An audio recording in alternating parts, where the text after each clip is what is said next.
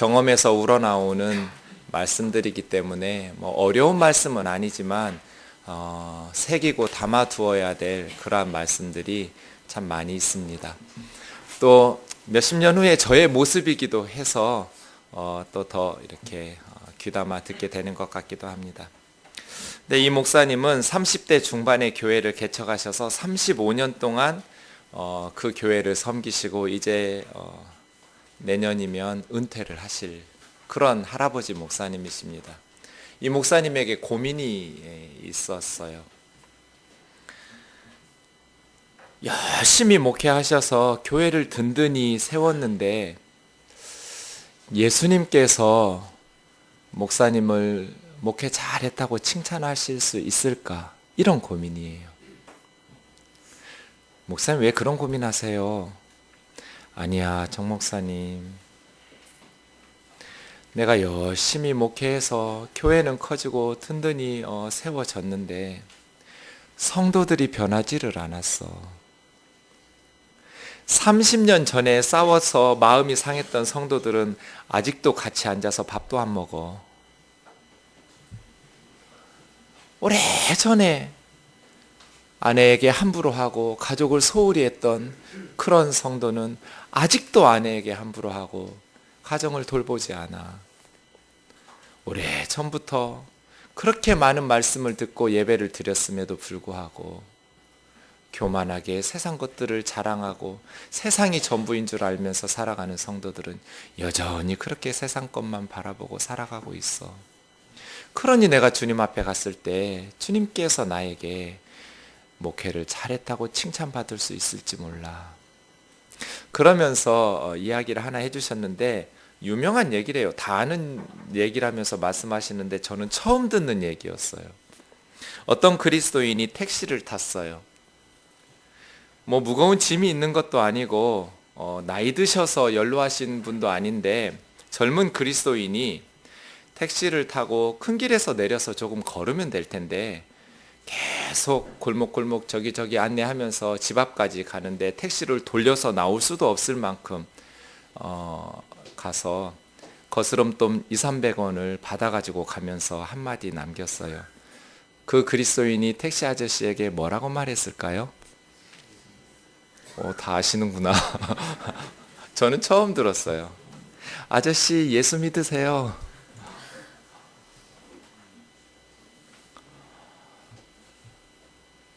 그냥 웃을 수가 없는 거예요. 내가 낯선 택시 아저씨에게 전도하는 그리스도인은 만든 것 같은데 버스 내리는 데서 좀 내려서 좀 걸을 수 있는 그리스도인은 못 만든 것 같아.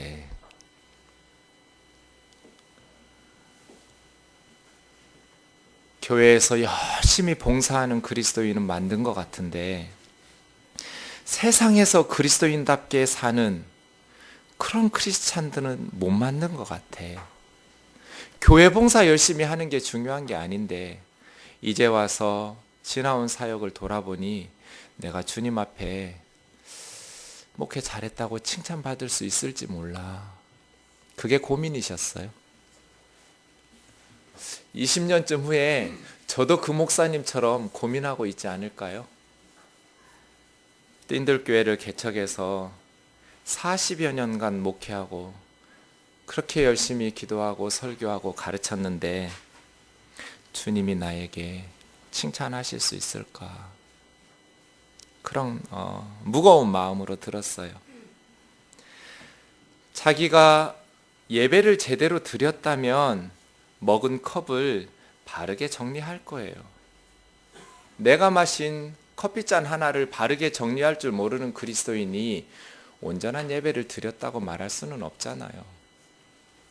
예배를 바르게 드리셨으면 아내를 소중히 여기고 가족을 소중히 돌볼 거예요. 예배를 바르게 드린 그리스도인이 가정을 소홀히 하고 배우자를 무시할 리가 없잖아요. 아이들도 예배를 바르게 드렸으면 자기가 읽었던 책을 제자리에 꽂을 거예요. 놀았던 장난감을 정돈할 거예요. 예배를 제대로 드린 아이가 함부로 어지럽히지 않을 거잖아요. 신앙생활이 뭐예요? 신앙생활은 예배드리고 기도하고 성경 공부하는 것만 신앙생활이 아니에요. 먹고 마시고 놀고 일하고 이 모든 것이 다 신앙생활이에요. 교회에서 활동만 신앙생활이 아니에요. 가정에서도 회사에서도 학교에서도 그 모든 삶의 활동이 다 신앙생활이에요. 우리가 모여서 교회가 되는 거죠. 우리 각 사람이 나가면 이제 흩어진 교회예요. 우리 한 사람 한 사람이 교회죠. 교회 가는 게 아니에요. 우리가 교회예요. 신앙생활이란 예배당에 모여서 봉사활동하는 것만이 아니에요. 그런데 낯선 택시 아저씨에게 예수님 믿으세요 라고 말할 수 있는 그리스도인은 배출해냈는데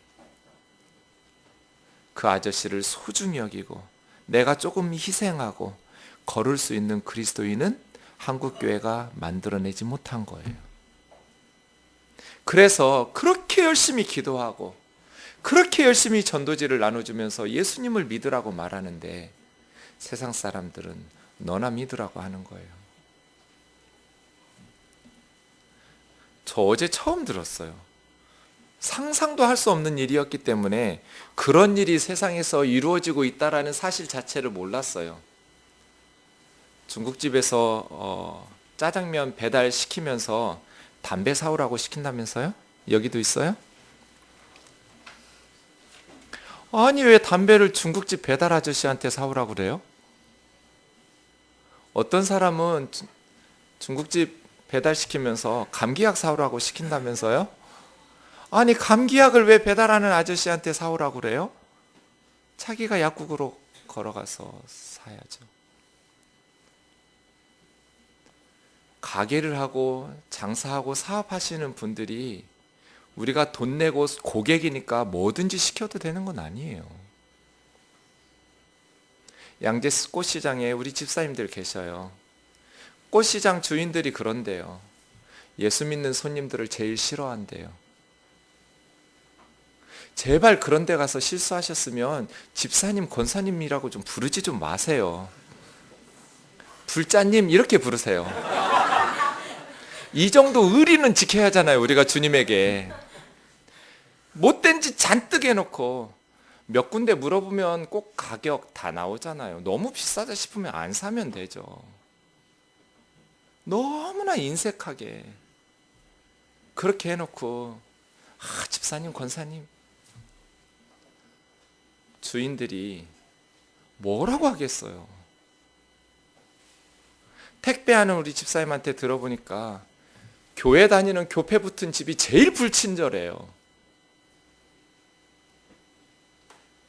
우리는 무슨 신앙생활을 하고 무슨 복음을 믿는 거예요? 예수님을 믿고 여러분 삶이 뭐가 달라졌어요? 주일 아침에 잠자던 걸 깨서 성경 찬송 들고 예배 나오는 것이 달라지셨죠. 그리고 또요. 예수님 믿고 나서 뭐가 달라졌어요? 부르지 않던 직분이 생겼죠. 집사님 소리도 듣고 장로님, 권사님 소리 들어요. 또요. 예수님 믿은 후에 뭐가 달라지셨나요? 예수님을 믿는다는 건 우리 삶에 어떤 영향을 줬나요? 우리 생각에 어떤 영향을 줬나요? 예수님을 알았어요. 예수 그리스도의 십자가의 복음을 들었어요. 그 다음 우리의 삶은 어떻게 달라졌나요?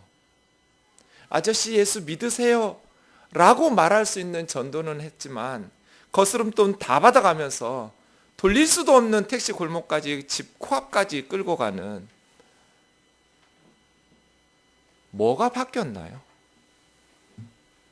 자기가 먹은 컵 하나도 제대로 치울 줄 모르는 그런 그리스도인이 복음에 어떤 영향을 받아서 삶이 변화됐느냐는 것이죠. 어디서부터 잘못된 것일까요? 오늘 본문 같이 읽겠습니다. 시작.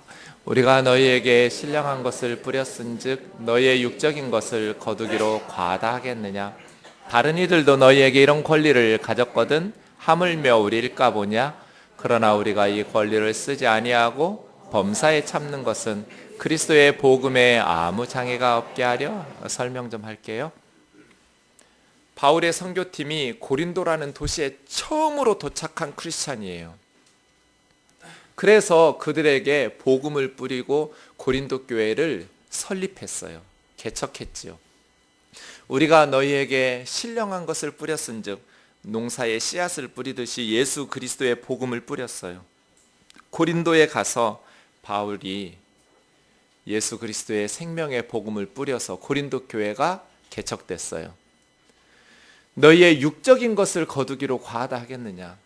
복음을 전하는 선교사들에게 생활비도 필요하고 사역비도 필요해요. 그래서 우리가 너희에게 예수 그리스도의 복음을 뿌려서 너희가 예수님을 믿어 하나님의 자녀가 되게 하였는데, 그것을 하면서 너희에게 사례비를 받아서 육적인 필요를 재정적 공급을 해달라고 부탁했다고 해서 그것을 과하다고 할 수 있겠느냐? 다른 이들도 너희에게 이런 권리를 가졌거든. 바울의 선교팀이 떠난 이후에 아볼로도 베드로도 다른 사역자들도 고린도 교회에 도착해서 복음을 전했어요. 그런데 그 사역자들은 고린도 교회로부터 재정적 후원을 받았어요. 다른 이들도 너희 교회에서 그런 육적인 필요를 공급받는 권리를 가져서 사용했다면 하물며 우리일까 보냐? 우리는 너희를 개척한 개척자들이고 너희 교회를 만든 그러한 사역자들인데 우리 선교사들이라고 그래서 왜 너희로부터 재정적 후원을 받을 권한이 없겠느냐는 거예요. 그러나 우리가 이 권리를 쓰지 아니하고 범사에 참는 것은 그리스도의 복음에 아무 장애도 없게 하려 함이로다. 우리도 너무나 배고프고 굶주리고 헐벗고 힘든 상황에서 너희들에게 복음을 전하면서 교회로부터 경제적인 선교 후원을 받기를 그런 마음도 있었지만 참았다는 거예요. 참은 이유는 너희들이 예수님을 믿을 때 장애물이 생길까 봐. 결국 저 사람들 우리 고린도에 와서 교회를 설립하고 자기들 호구지책으로 선교한 거네. 결국 자기들 우리한테 돈 받아서 먹고 살려고 우리에게 예수가 뭔가 하는 사람 믿으라고 하는 거 아니야? 이렇게 오해하면서 선교에 장애물이 생길까 봐 한 사람도 시험에 들어서 교회를 떠나고 복음을 포기하는 사람이 발생하지 않도록 우리가 이 권리를 참았다는 거예요. 왜 우리 바울의 선교팀만 다른 선교사들처럼 다른 사역자들처럼 교회로부터 육적인 필요를 공급받을 권한이 없겠느냐는 거예요. 그 다음이요. 같이요. 시작. 성전의 일을 하는 이들은 성전에서 나는 것을 먹으며 제단에서 섬기는 이들은 제단과 함께 나누는 것을 너희가 알지 못하느냐? 이와 같이 주께서도 복음 전하는 자들이 복음으로 말미암아 살리라 명하셨느니라. 그러나 내가 이것을 하나도 쓰지 아니하였고 또 이 말 쓰는 것은 내가 이같이 하여 달라는 것이 아니라 내가 차라리 죽을지언정 누구든지 내 자랑하는 것을 헛된 대로 돌리지 못하게 하리라. 구약에 성전에서 일하는 사람들은 성전에서 나온 헌금으로 생활했지요. 제단에서 제사를 집례했던 제사장들은 제단에서 나오는 것으로 살았어요. 제사를 드리다 보면 하나님 앞에 바쳐야 될 번제로 바치는 부분이 있고 나머지 부분들은 제사장의 몫이에요. 또 주님께서도 예수님도 복음을 전하는 자들에게 복음으로 말미암아 살리라 명하셨느니라. 다음 구절 보세요. 다음 페이지요. 마태복음 10장 10절과 누가복음 7장 10절에 보면 예수님이 각 고을로 전도하러 제자들을 보내실 때 그 집에 유하여 주는 것을 먹고 마시라. 일꾼이 그 싹스를 받는 것이 마땅하니라. 복음을 전하는 그 일꾼들이 복음을 전함 받은 사람들에게 먹을 것을 받는 것이 마땅하다. 또 거처 처소를 제공받는 것 마땅하다. 그러니 그들에게 먹을 것 또 입을 것 그러한 숙소를 제공받으면서 복음을 전하라. 이 예수님의 명령이에요.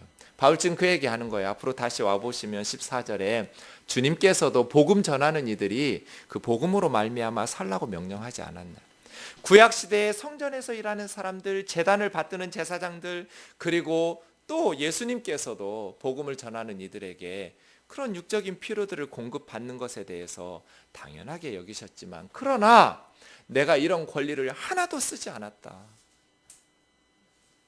내가 지금 이 편지를 쓰는 것은 앞으로는 고린도 교회 너희들이 나에게 선교 후원, 선교비를 보내달라고 말하는 것이 아니다. 지금까지는 안 했지만 이제부터는 좀 재정적 선교 후원을 하라고 이런 말 하는 것이 아니다. 내가 차라리 죽을지언정 앞으로는 도와달라고 말하려는 것이 아니라, 내가 죽으면 죽었지 내 자랑하는 것을 헛된 대로 돌리지 못하게 하리라. 바울의 자랑이 뭐예요? 이 복음을 위해서 먹고 살지 않았다. 그런 자긍심이에요. 내가 복음을 전하면서 세상적으로 먹고 살기 위해서 선교 사역하지 않는다는 자긍심. 나의 이 자랑, 나는 오직 복음을 위해서 내 모든 것을 희생하고 헌신하면서 선교했다는 이 자랑을 헛되게 하지 못하기를 원한다. 차라리 내가 죽을지언정 나는 세상적인 것들을 위해서 주의 일을 하지 않았다는 것이죠. 네. 바울은 왜 이런 말을 하게 되었을까요? 9장 3절에 보면 나를 비판하는 자들에게, 고린도 교회에는 바울을 비판하고 무시하는 성도들이 있었어요. 고린도 성도들은 왜 이런 바울을 비판하고 무시했을까요? 고린도 후서 11장인데요. 19절부터 몇 구절 보겠습니다. 너희는 지혜로운 자로서 어리석은 자들을 기쁘게 용납하는구나. 고린도는 부유한 항구 도시여서 오래전부터 학교와 철학자들이 모여들었다고 그랬잖아요. 그 지혜로운 철학자들로부터 지식을 배우고 철학을 배워서 고린도 교회 성도들도 지혜를 자랑했어요. 바울은 말해요. 너희가 지혜롭다고 말하면서 어리석은 자들을 기쁘게 용납 잘하는구나. 좀 비꼬는 말이죠. 비꼬고 있어요. 누가 너희를 종으로 삼거나 잡아먹거나 빼앗거나 스스로 높이거나 뺨을 칠지라도 너희가 용납하는구나. 바울은 성도 한 사람 한 사람이 너무 소중하고 귀해서 그들로부터 사례비를 달라는 말도 못하면서 스스로 일하면서 복음을 전했어요. 그런데 바울이 떠난 이후, 바울이 지금 에베소에 있거든요. 다른 사역자들, 다른 선교사들이 고린도 교회에 와서 스스로를 높이면서 내가 얼마나 위대한 사람인 줄 알아? 자기 스스로를 높이면서 성도들을 종으로 삶아서 부려먹고 함부로 대하고 또 잡아먹고 빼앗고 뺨을 칠지라도 고린도 성도들이 와, 저분은 위대한 사역자라고, 그렇게 훌륭한 하나님의 종이 우리 교회에 왔다고 순종한다는 거예요. 그러한 위대한 사역자, 카리스마 있는 영적 지도자와 비교해 보니 바울은 너무나 연약하고 초라해 보이는 거예요. 뭔가 캥기는 게 있으니까 능력도 없고 말도 잘 못하고, 그러니까 우리에게 사례비 달라는 말도 못했지. 와, 이렇게 위대하신 사역자는 성도들을 밑에 두고 지배하고 다스리고 조종하고 함부로 말하면서 무시하고 종으로 삼고 성도들에게 빼앗고 착취하고 심지어 모욕적으로 따귀를 때리는데도, 뺨을 치는데도 순종하면서. 전에 섬기던 교회에 한 청년부가 겨울 수련회를 갔어요. 간지 하루 만에 그 다음날 돌아왔어요. 절반이. 아니, 수련회 가서 왜 하루 만에 왔냐고, 나머지는 어디 있느냐고 했더니 아직 그 기도원에 겨울 수련회를 큰 기도원에 연합 수련회에 갔는데 절반은 첫날 저녁 집회 끝나고 돌아왔고요. 바로 절반은 끝까지 하겠다고 남아 있었어요. 무슨 일이 있었느냐고. 엄청 큰 교회 담임 목사예요. 지금도 그 교회가 지은 기도원이에요. 갑자기 첫날 밤에 목사 아들 딸들 나오라고 해서 앞에 쭉 세워놓고 이 목사가 따귀로 한 대씩 다 치는 거예요. 목사의 아들 딸들을. 그러면서 막 쌍욕을 하는 거예요. 이 새끼들, 니들 때문에 네 아버지가 목회를 못한다고.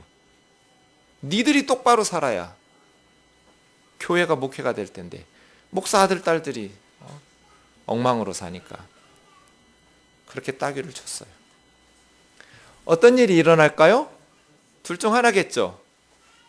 뛰쳐나오든지 아니면 그 자리에서 맞으면서 욕 들으면서 눈물로 회개하고 변화되려고 하나님께서 나를 때리셨다고 생각하면서 회개하겠죠. 겉으로는 변화된 것처럼 보이겠죠.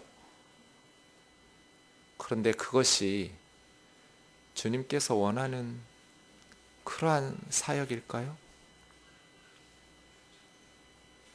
사람들은 그 밑에서 겸손하게 종이 되어서 바울처럼 섬기면 깔보고 무시해요.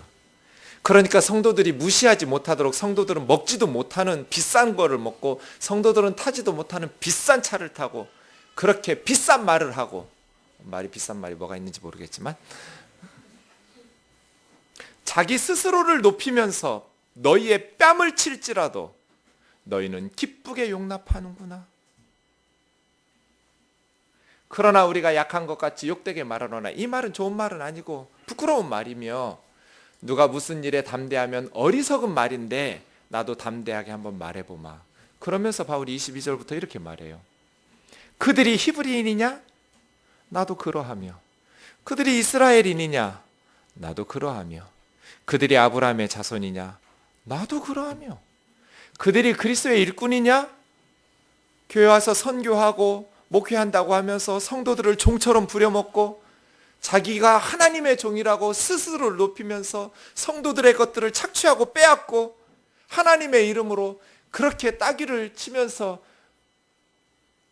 카리스마를 가지고 사람들을 함부로 대하는 그러한 선교사들, 그들이 그리스도의 일꾼이냐? 정신없는 말을 하거니와 나는 더욱 그러하다. 나는 더욱 그리스도의 일꾼이다. 내가 수고를 넘치도록 하고 감옥에 갇히기도 더 많이 하고 복음 전하기 위해서예요. 죄짓고가 아니에요. 예수님의 복음을 전하느라고 감옥에도 더 많이 갇히고 매도 수없이 맞고 여러 번 죽을 뻔하였으니 유대인들은 40대 이상 때리지 말라는 40대까지 때리라는 신명기 말씀을 어기지 않기 위해서 때리다가 중간에 잘못해서 40대를 넘겨서 율법을 어길까 봐 최고 대가 39대까지 때려요. 나는 그 40에 하나 감한매를 5번 맞았으며 죽을까 봐 40대 이상 때리지 말라는 거를 5번 맞았다는 거예요. 그 다음에 3번 태장으로 맞고 한 번은 돌로 맞아서 얘 죽은 줄 알고 사도 바울을 성 밖으로 던졌어요. 3번 파선했어요. 선교하러 배 탔다가 배가 부서져 버렸어요. 그런 경험을 3번 했는데 일주일을 깊은 바다에서 죽을 뻔한 위기를 견디면서 구사일생으로 살아남았어요.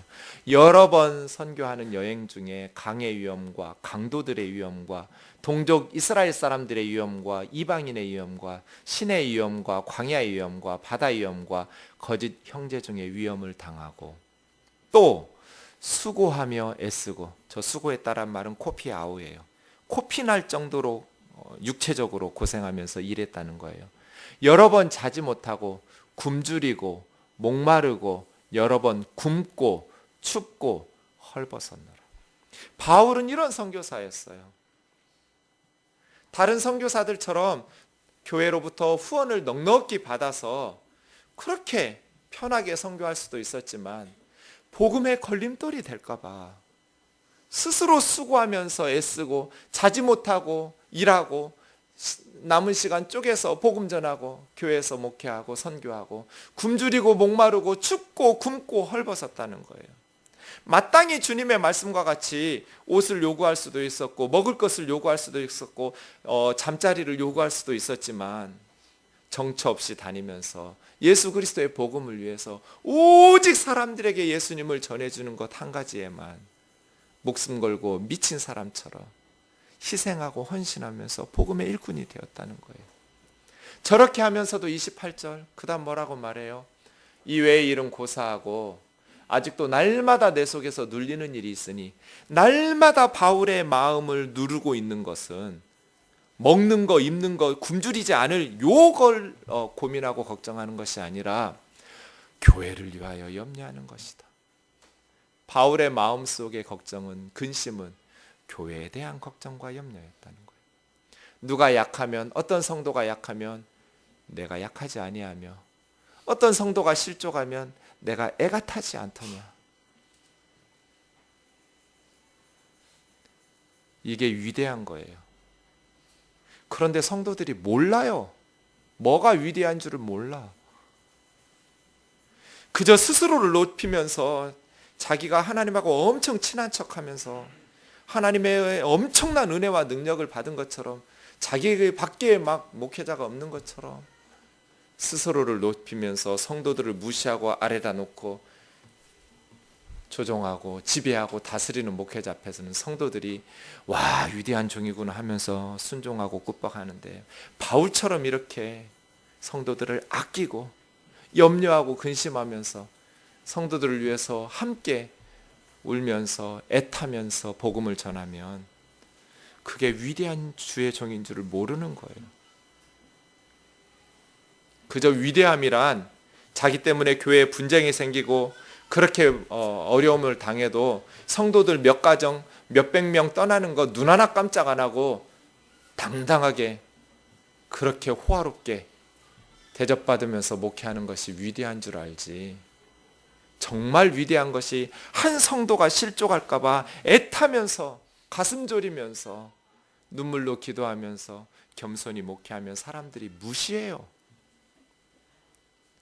어쩌면 2000년이 지났는데 달라진 게 하나도 없어요. 우리가 2000년 동안 고린도전서를 읽었는데 어쩌면 한국교회가 달라진 게 하나도 없어요. 내가 푸득불 자랑할진대 나는 약한 것을 자랑하노라. 내 이 말이 참말이라는 것을 우리 주의 아버지이신 하나님이 증언하노라. 거짓말 아니다. 사랑하는 형제 자매 여러분, 고린도 교회가 왜 이렇게 망가졌을까요?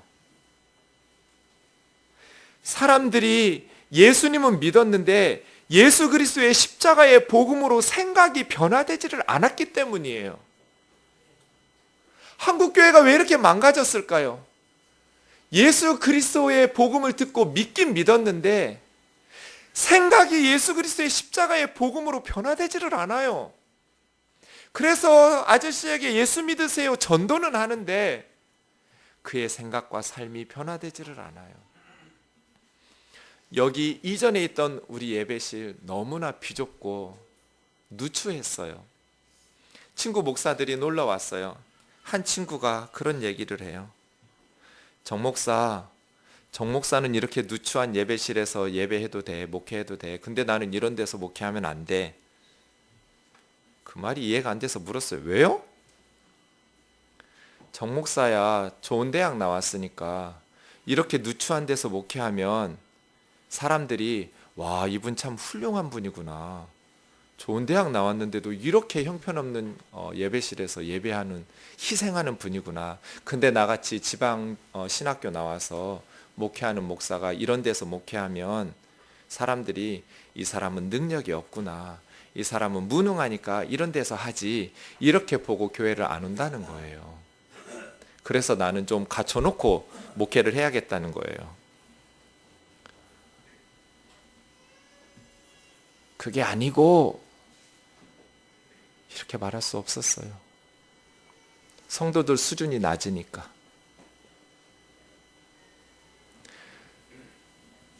10대 후반에 봤던 한 번의 시험이 어떻게 평생을 따라다니면서 그 사람을 평가하는 기준이 될 수 있어요? 목사면 다 똑같이 목사지 무슨 대학 나왔는지가 뭐가 그렇게 중요해요?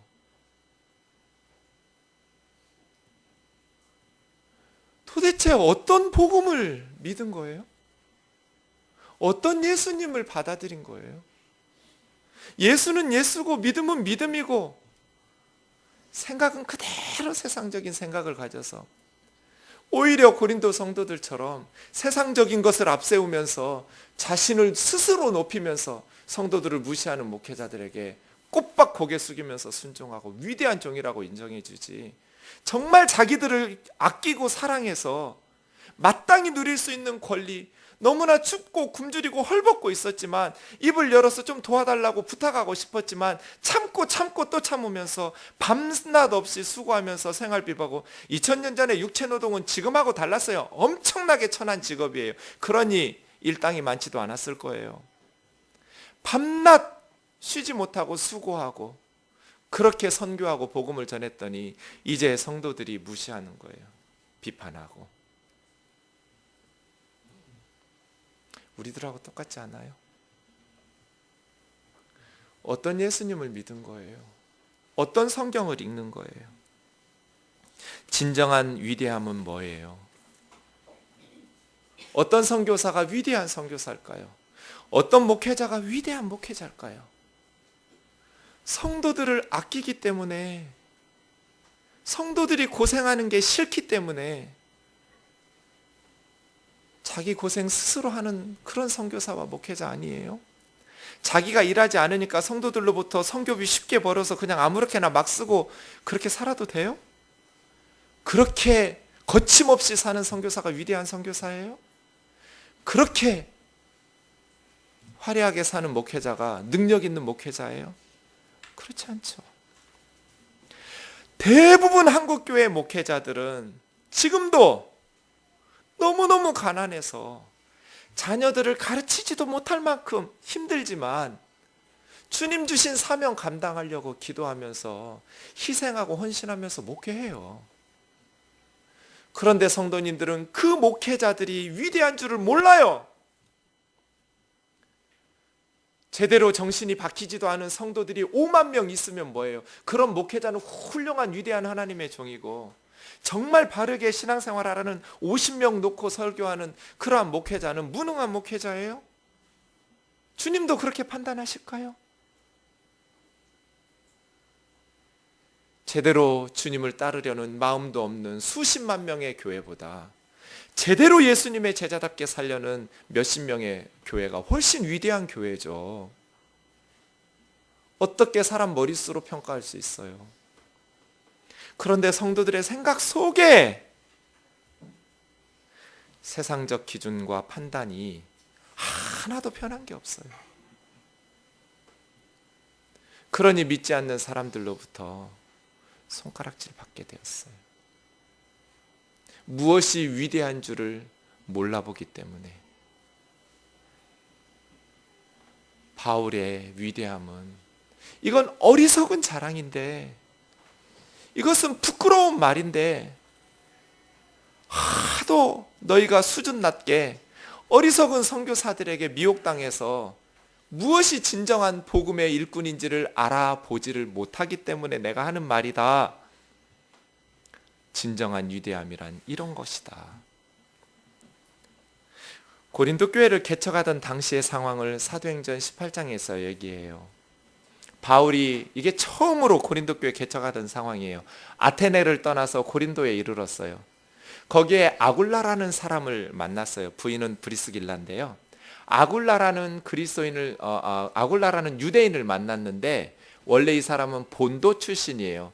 본도라는 곳에서 태어난 유대인 한 사람을 만나니 클라우디우스 로마 황제가 유대인들에게 로마에서 추방령을 내렸어요. 떠나라 했을 때 본도 출신이었던 아굴라가 로마에서 살다가 추방령 때문에 고린도로 와서 살고 있었던 거예요. 그 아굴라라는 사람의 집에 바울이 들어가서 생업이 같음으로 함께 살며 일을 했어요. 그 생업은 천막을 만드는 텐트 메이커였어요. 지도를 보시죠. 오른쪽 끝에 있는 게 본도예요. 저기가 본도고요. 이 아굴라라는 사람은 저 본도 출신 유대인이에요. 그런데 이 사람이 맨 왼쪽 끝에 있는 로마에 가서 살고 있었어요. 그런데 클라우디우스 칙령 때문에 로마에서 추방당해서 고린도로 와서 바울이 고린도로 와 있던 아굴라 집에 천막, 짐승 가죽을 벗기는 심한 육체 노동이에요. 짐승의 가죽으로 천막을 만드는 일을 하면서 생활비를 벌고 사역비를 벌어서 복음을 전하고 개척한 교회가 고린도예요. 지금 바울은 에베소에 있어요. 네. 다시 글라우디오가 모든 유대인을 명하여 로마를 떠나라 한 고로 아굴라가 그의 아내 브리스길라와 함께 이탈리아에서부터 새로 왔는데 바울이 그들에게 가서 생업이 같아서 장막을 만들면서 살았다. 그러면 고린도 교회 개척 일지가 이렇게 돼요. 주후 50년에서 51년으로 넘어가는 겨울에 도착했어요. 처음에 바울 혼자 도착했고 나중에 실라와 디모데가 누가까지 합류했지요. 바울이 박해를 받으면서 데살로니가로부터 피난하듯이 베레아를 거쳐 아테네를 거쳐 고린도에 왔어요. 그 고린도에 올 때 바울의 심정이 고린도전서 2장 3절에 나와 있는데요. 약하며 두려워하며 심히 떨었다고 그랬어요. 내가 너희 가운데 처음 갈 때 나는 너무나 두려움 가운데 있었다. 그리고 내가 한 가지를 작정했는데 이곳에서 십자가만 전하기로 각오를 했어요.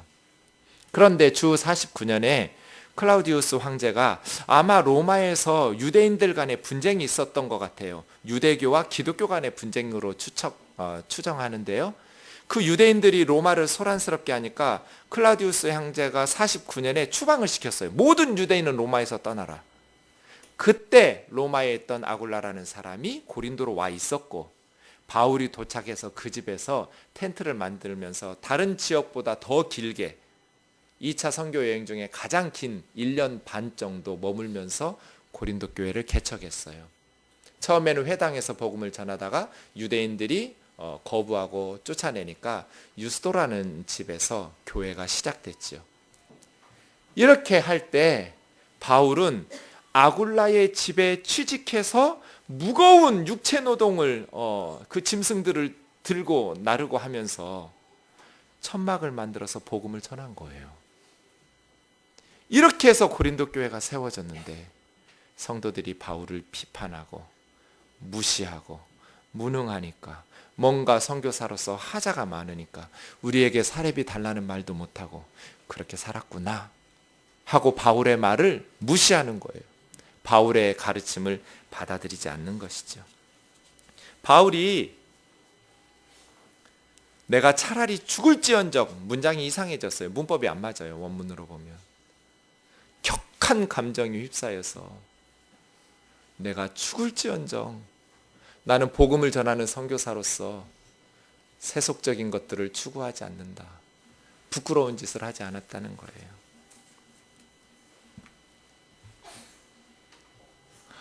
어떤 목회자가 좋은 목회자일까요?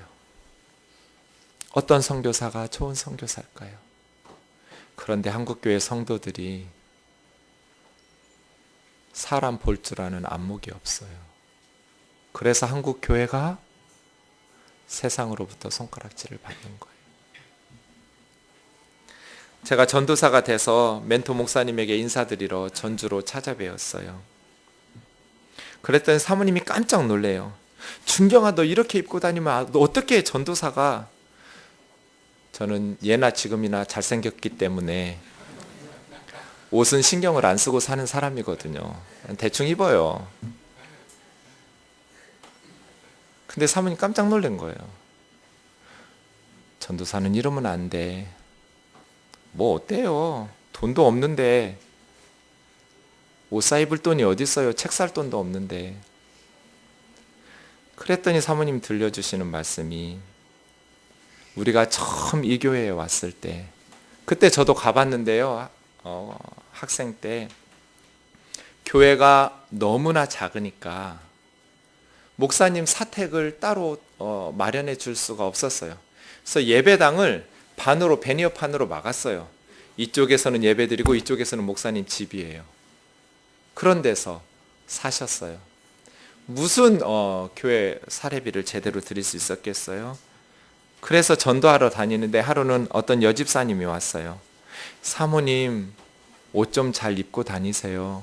왜요? 같이 전도하고 다니는 우리 집사들이 여집사들이 사모님이랑 같이 다니는 거 창피하대요. 그래서 울면서 목사님하고 둘이 그날 사모님 옷 사러 갔대요. 전도사는 추혜종은 성도들 앞에 서기 때문에 옷도 단정하게 입어야 돼. 너 아무리 돈이 없어도 책은 안 사더라도 옷은 잘 갖춰 입고 교회 다녀야 된다. 저를 아껴서 하시는 말씀이에요. 그때 제가 다짐했죠. 나는 교회 가서 이 사모님의 말을 하면서 계속 함부로 입고 다녀야겠다.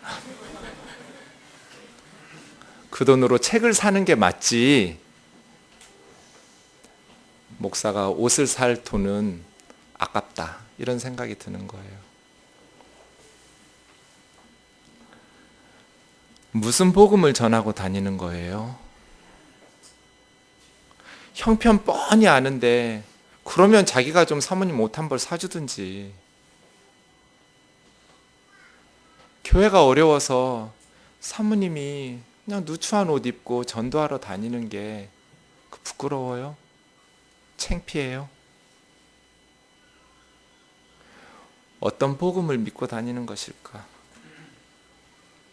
교회를 아끼고 교회로부터, 성도들로부터 달라고 요구하지 않고 교회를 위해서 희생하고 헌신했더니 이제 그러한 목회자들은 무능하고 별 볼 일 없는 목회자가 돼버렸고, 오히려 목 좋은 곳에다가 화려한 예배당을 지어놓고 성도들을 위해 군림하면서 말도 함부로 하고, 이러한 목회자들은 위대한 하나님의 종이 돼버리는, 고린도 교회하고 똑같지 않나요? 빌립보서 3장 말씀 보고 마치겠습니다. 같이요, 시작. 형제들아, 너희는 함께 나를 본받으라. 그리고 너희와 우리를 본받은 것처럼 그와 같이 행하는 자들을 눈여겨보라. 내가 여러 번 너희에게 말하였거니와 이제도 눈물을 흘리며 말하노니 여러 사람들이 그리스도의 십자가의 원수로 행하느니라. 그들의 마침은 멸망이요 그들의 신은 배요 그 영광은 그들의 부끄러움에 있고 땅의 일을 생각하는 자라. 그러나 우리의 시민권은 하늘에 있는지라. 거기로부터 구원하는 자 곧 주 예수 그리스도를 기다리노니 그는 만물을 자기에게 복종하게 하실 수 있는 자의 역사로 우리 낮은 몸을 자기 영광의 몸의 형체와 같이 변하게 하시리라. 형제들아, 너희는 함께 나를 본받으라. 나처럼 살라는 거예요. 복음이 뭐예요? 십자가가 뭐예요? 우리가 착하게 사는 것도 아니고 죄를 날마다 지으면서 사는데, 그러한 죄인인 우리를 위해서 하나님의 아들이 하늘 영광 보좌를 버리고 사람이 되어 오셔서 죽으신 거잖아요. 벌거벗고. 우리 죄값을 치르느라고 하나님의 저주와 심판을 받은 게 복음이잖아요. 바울이 이 복음을 깨달았어요. 어떻게 이런 종교가 있을 수 있어요? 신이 어떻게 죽어요?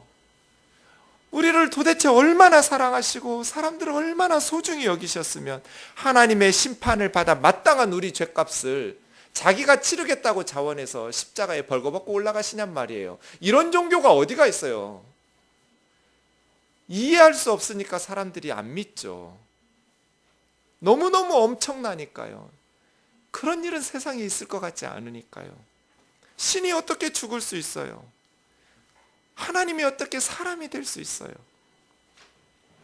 예수 그리스도의 십자가의 복음은 그런 거잖아요. 우리를 살리기 위해서 자신의 모든 것을 쏟아부은 십자가. 그런데 그 십자가의 복음을 전하면서 바울이 생각할 때는 이 십자가를 전하는데 어떻게 모든 것을 쏟아부으면서 교회를 위해서, 성도들을 위해서 희생하지 않을 수 있냐는 거예요. 어떻게 복음의 장애물을 대고 걸림돌이 되면서 그렇게 스스로를 높이면서 교회에서 군림할 수 있냐는 거예요, 선교사가. 바울에게는 그게 불가능한 거예요. 그런데 바울이 개척했던 성도들은 그걸 모르는 거예요. 바울의 모습을 보았음에도 불구하고 바울이 떠난 후에 세상적인 방식으로 목회하는 선교사들에게, 그런 목사들에게 잘못 배우는데 순식간에 뒤집어지고 생각들이 변화되어서 복음의 위대함을 상실해버렸어요. 그러면 껍질만 남는 거예요. 입으로만 십자가를 말하고 입으로만 복음을 말하지 속으로는 그러한 선교사들처럼 살고 싶은 거예요. 나도 부유하게 화려하게 남을 지배하면서 다스리면서 살고 싶은 욕심, 하나님을 이용해서라도, 기도 열심히 해서라도 세상에서 성공하고 싶은 탐욕. 나도 저 목사님처럼 저 선교사님처럼 그렇게 열심히 기도하면 저렇게 화려하게 살 수 있을 것 같은 착각. 바울은 뭐라고 말해요? 눈여겨보라고. 교회 지도자들을 눈여겨봐라.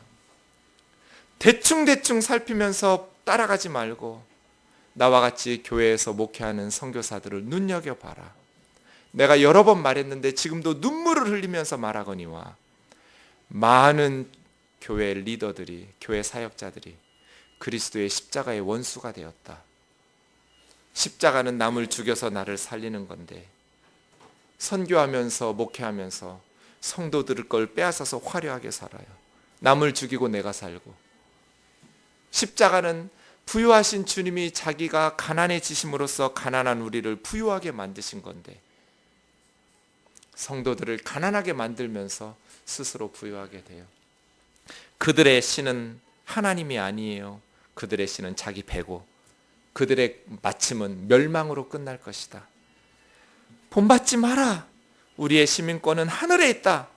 천년만년 살 것처럼 땅의 일을 생각하지 마라. 그러한 선교사들처럼 그러한 목회자들처럼 세상에서 어떻게 하면 더 잘 살까, 더 많은 것을 가질까를 도모하고 사모하는 세상의 사역자들을 본받지 마라. 우리의 시민권은 천국에 있다. 주님이 다시 오셔서 우리를 이 낮고 천한 우리의 몸을 부활하신 주님의 몸의 형상과 같이 영광스럽게 변화될, 우리는 예수님처럼 변화될 하나님의 백성이다. 이 땅에서 그렇게 비굴하게 살지 마라. 차라리 죽을지언정 당당한 그리스도인으로 살아라. 바울과 같은 사역자를 따를 것인가? 아니면 바울을 비판하고 비난하는 그러한 거짓 선생들을 위대한 주의 종이라고 따를 것인가? 한국 교회가 진정한 위대함이 무엇인지를 회복하기 전까지는 세상 사람들에게 영향력을 얻지 못할 것입니다. 성령의 진정한 역사도 없을 것입니다.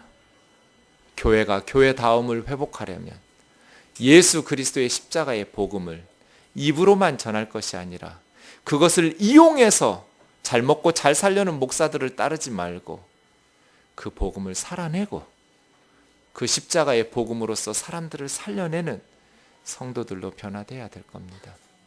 예수 믿고 난 후 우리에게 가장 중요한 일은 예수 믿지 않는 사람들에게 예수님이 알려져서 예수님을 믿고 그들도 구원받는 것이어야 됩니다. 그러면 우리는 아무렇게나 살면 안 됩니다.